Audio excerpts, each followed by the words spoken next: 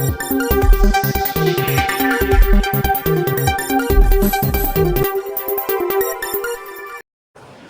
Friends, அஸ்ஸலாமு அலைக்கும். இன்றைக்கி குவைத் சம்மந்தமான விசா சம்மந்தமான விஷயந்தான் பார்க்க போகிறோம். வீடியோ ஃபுல்லாக பார்த்து உங்கள் ஃப்ரெண்ட்ஸ் எல்லாருக்குமே மறக்காமல் ஷேர் பண்ணுங்கள்.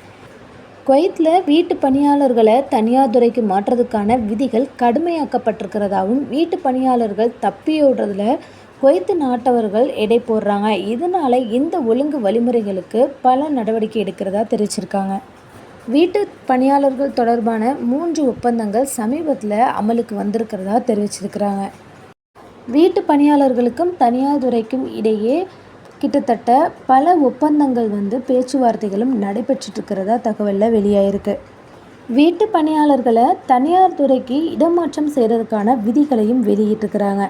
ஒரு முதலாளியுடைய வீட்டில் 1 வருட வேலை பிறகு வீட்டு பணியாளர்களை தனியார் துறைக்கு மாற்றுவது குறித்து அவங்க அதுக்கான நடவடிக்கையும் வெளியிட்டிருக்கிறதா தெரிவிச்சிருக்கிறாங்க. தொழிலாளர்கள் தனியார் துறைக்கு மாற்றுறதுக்காக முதலாளியுடைய ஒப்புதல், அது மட்டும் இல்லாமல் தற்போது முதலாளியோட 1 வருட வேலை செஞ்சுட்டு இருக்கிறதுக்கான ஆவணம், இது எல்லாமே கட்டாயமாக தேவை அப்படிங்கிறதையும் தெரிவிச்சிருக்கிறாங்க.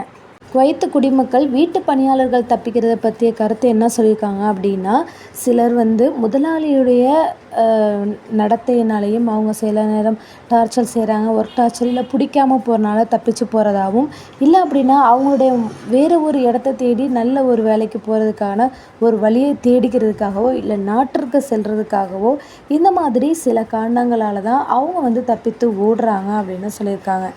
ஆனாலும் சிலர் தன்னுடைய வேலைக்காலம் முடிந்த பிறகும் அந்த வேலையை தொடங்குறதுக்கு விரும்புகிறாங்க அப்படிங்கிற மாதிரியும் தெரிவிச்சிருக்கிறாங்க. தொழிலாளருக்கு அங்கே வேலை பார்க்கறதுக்கு விருப்பம் இல்லை அப்படின்னா அவர் தப்பிச்சு போகணுன்னு அவசியம் இல்லை. அது மட்டும் இல்லாமல் அவர் கண்டிப்பாக அங்கே வேலை பார்க்கணும் அப்படிங்கிறதும் கட்டாயப்படுத்தப்படவில்லை அப்படின்னும் தகவலில் வெளியாயிருக்கு.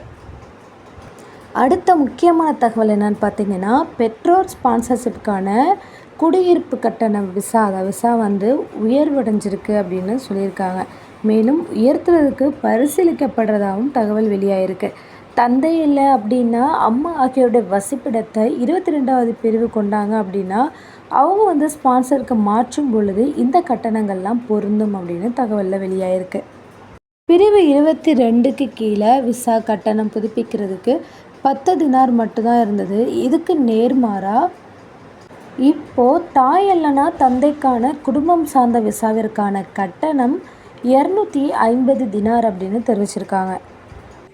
ஓகே ஃப்ரெண்ட்ஸ், இது போல் பல முக்கியமான தகவல் தெரிஞ்சுக்கணும் அப்படின்னா நம்ம சேனலை மறக்காமல் பார்த்து ஷேர் பண்ணுங்கள், அப்படியே சப்ஸ்கிரைப் பண்ணிவிடுங்க. தேங்க்ஸ் ஃபார் வாட்சிங். பை.